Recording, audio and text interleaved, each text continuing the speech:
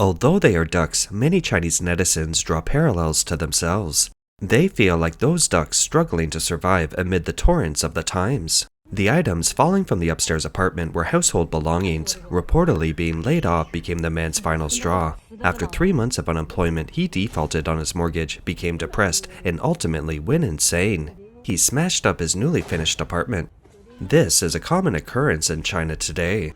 Chinese media reports that the number of credit cards in China has dropped to 2018 levels, a decrease of 120 million from the peak in the third quarter of 2022. Strangely, starting in 2025, the central bank will no longer disclose data on total credit card debt overdue for 180 days. The disappearance of credit cards has two main reasons: a sharp decline in population and a ballooning debt. In this episode, we'll focus on the latter, examining how this massively indebted population survives under pressure. How many Chinese people are actually in debt? How many indebted individuals are listed as defaulters? These figures, based on various official data, are very unclear because under the CCP's requirement to promote a rosy picture of the Chinese economy, information is either untimely or contradictory. Before listing the official CCP data, let's look at the first-hand experiences of ordinary people. 18,120 million yuan. I declare myself bankrupt. My name is Du Hongjian. This is my ID card. I once owned two nearly 10,000 square meter car dealerships, a prestigious double kindergarten, and a private restaurant, and invested 100 million yuan in projects. I will take 2 minutes to announce my failure. In 2006, I accidentally became a small business owner. I opened a franchise car service store and earned my first pot of gold. Du Hongjian said that in 2012, his store was upgraded to a professional car dealership. He then capitalized on this success, investing in another dealership and a kindergarten restaurant. However, he overextended the business, and coupled with the sluggish economy in recent years, his cash flow eventually dried up, and all his investments were lost. Subsequently, he was placed on the list of dishonest debtors, and his family fell apart. His once cute daughter, unable to bear the immense pressure of the family's financial decline, developed autistic tendencies and had to drop out of school. Now he is alone, burdened by heavy debt, and can only face life's hardships by himself. Mr. Du's story is a typical example of a highly indebted group. They are enterprising and driven in their careers, the opposite of the lying-flat generation among young people in China. As it turns out, those who lie flat ultimately have the last laugh. I'm Lao Tang, a failed entrepreneur who spent 5 years in Guangdong, sold all 5 of my restaurants, accumulated over $74,000, 500,000 yuan in debt, and suffer from anxiety. Now I'm juggling 3 jobs to make ends meet. I came to Guangdong in 2016 with dreams of starting a restaurant business and opened 5 stores in 5 years.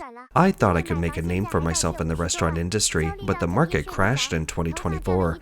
Business plummeted and I had to sell all the stores. Because of buying a house, I'm still over 74,000 or 500,000 yuan in debt. I'm so anxious I can't sleep at night, and I'm losing a lot of hair. I've been drifting in Shenzhen for over 10 years, always working odd jobs. I finally saved some money to start a business, hoping for a better life, a car, a house, and a wedding. But I lost it all and then incurred debt. Since then, I've been working to pay it off. As I get older, it's easier to get laid off. It seems like I can't get jobs that require physical or mental effort. Of course, I don't have a high level of education, just a vocational school graduate. But honestly, at my age, I can't do manual labor anymore. For female entrepreneurs, they also face countless pitfalls, perhaps with one more: the male trap. I was swindled out of $740,000 or 5 million yuan by a man, and I might really be going to starve. I'm from Hubei, born in 1990, and I'm 36 years old. When I was doing well, I had tens of millions of yuan in assets, 3 toy factories, a food supply store, 2 houses, and 2 cars. But now I'm bankrupt, in debt, penniless, and a deadbeat with over 300,000 or 2 million yuan in debt. The blogger says that when she was successful, a casual meal at a business diner could cost thousands or even tens of thousands of yuan without batting an eye. When relatives and friends borrowed money from her, she never asked for IOUs. Back then, everyone said she would get good rewards because she was a good person. But now that she's fallen on hard times, those so-called relatives and friends avoid her like the plague.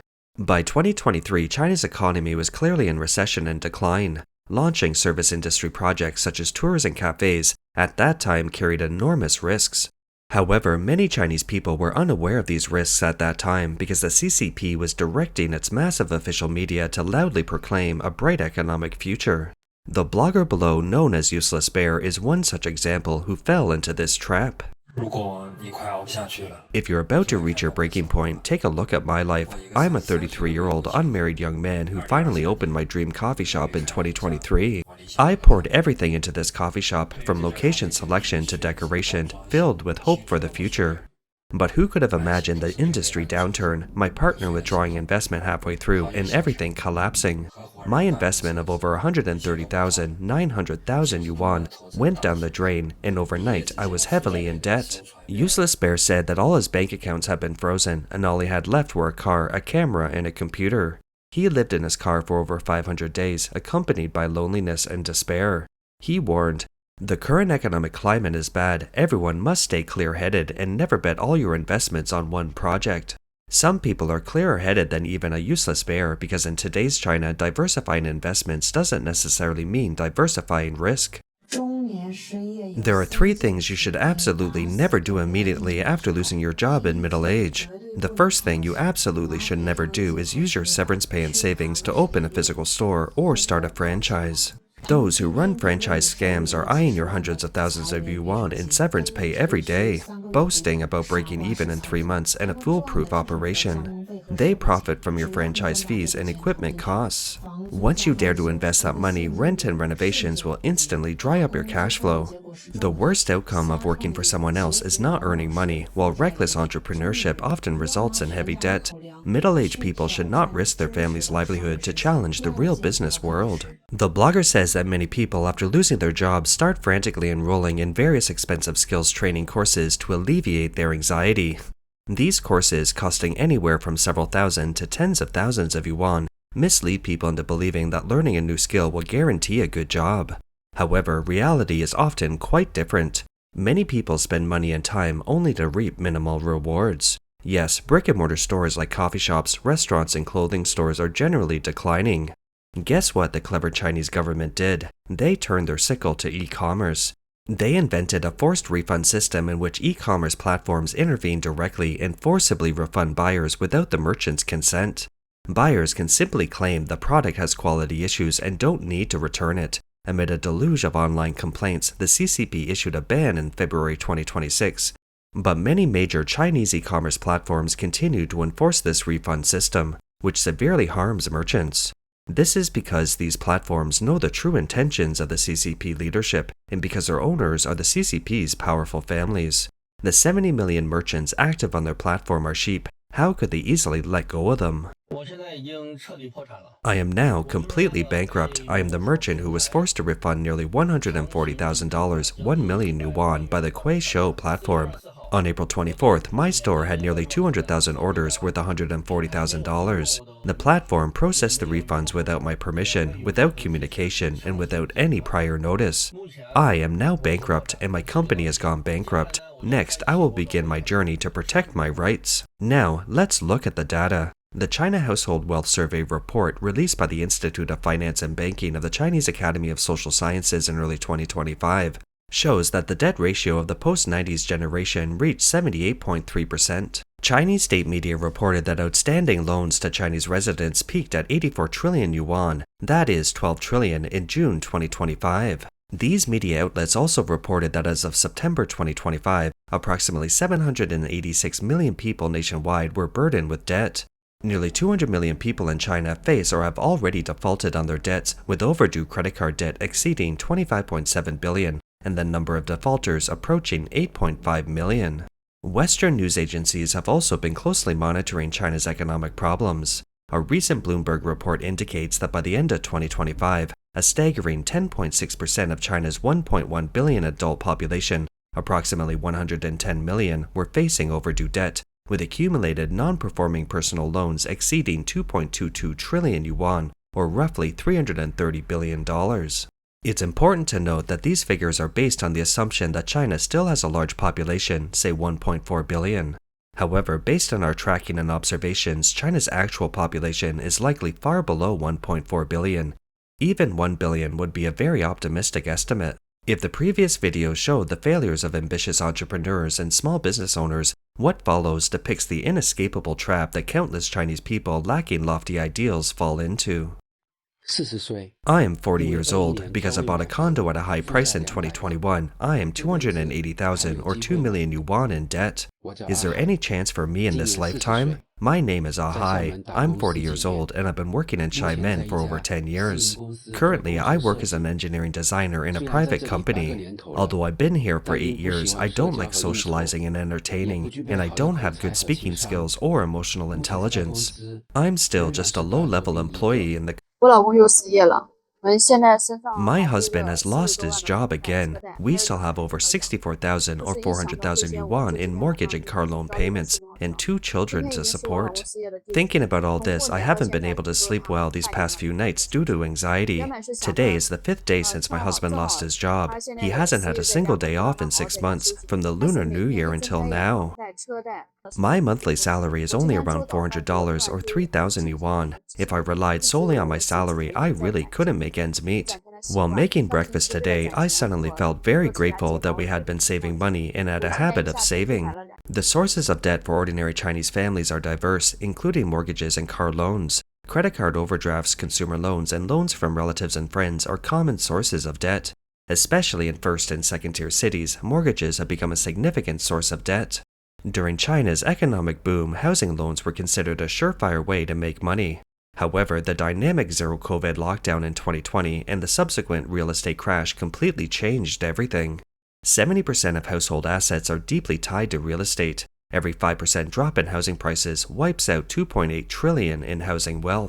The total number of foreclosed properties on Alibaba's auction platform in China was approximately 1.33 million in 2020, rising to 1.68 million in 2021. Then, data on foreclosed properties in 2022 was no longer publicly available.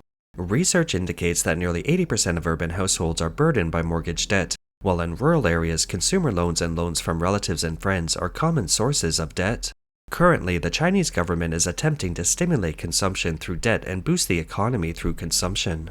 But as the economy weakens and risks increase, this logic will ultimately push more people into the abyss. Countless ordinary Chinese families are discovering that while the government appears to be helping them achieve their dreams, it's actually providing short-term painkillers for the economy, with extremely high long-term costs. These ordinary people, deeply mired in debt, are forced to deal with aggressive debt collectors. Because China lacks a personal bankruptcy law, debtors cannot legally restructure or release themselves from debt, and many may be trapped in debt for life with no chance of escape.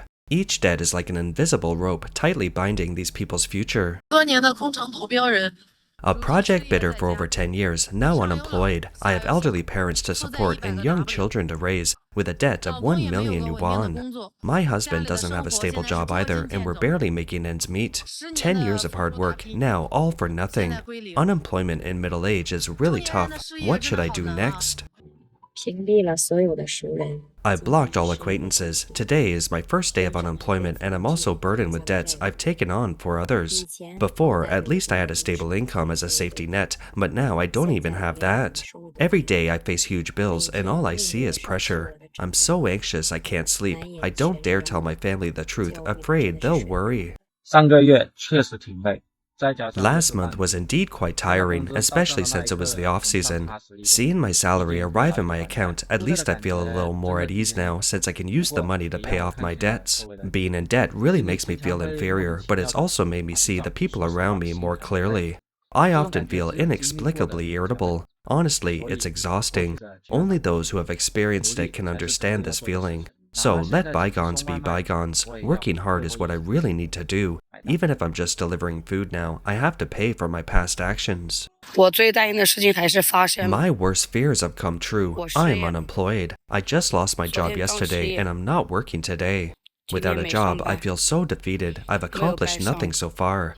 41 years old, unemployed in middle age, my parents are sick, and I still have a $42,000 or 400,000 yuan mortgage. The recent years look so hard. The blogger said she's unemployed and burdened with debt, and there's no one around to help her.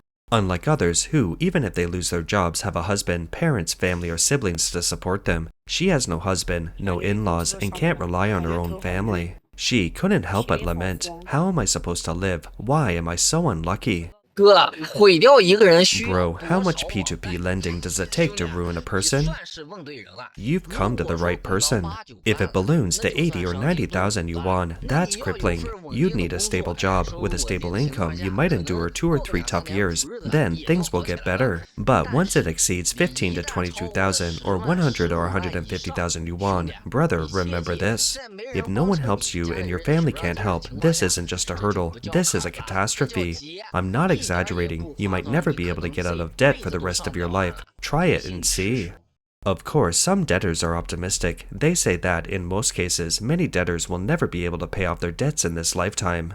When you've been in debt for 3 years, you'll no longer fear any debt collection or lawsuits, while Chinese banks and various financial institutions will be completely bewildered. 在78万，逾期2年，现在会怎么样？ 115,000 or 780,000 yuan in debt, overdue for 2 years. What's my situation now? Many friends say they can't repay their debts. What's the worst that can happen? Actually, whether you owe online loans or credit cards, whether it's tens of thousands, hundreds of thousands, or even millions, whether it's 2 or 3 years, or even if you feel you might never be able to repay it in your lifetime, and feel like life is meaningless, I hope everyone could be more positive. What's the worst that can happen if you don't repay your debts? The blogger says the only option is to default. 负债人来说应该是件好 But I 事。 think this should be a good thing for us debtors. At least we don't have to live in constant fear, remembering repayment dates and being overwhelmed by piles of 其 bills. 次就是过 The blogger said that once debt is overdue, collection calls are inevitable. The calls even reached her company, making her feel she might lose her job. One weekend, she turned off her phone before going to bed, and then the collection calls went directly to her friend. That's all for today. If you enjoy our content, please give us a thumbs up, subscribe, leave a comment, or share it with a friend. We appreciate your support, and we'll see you next time.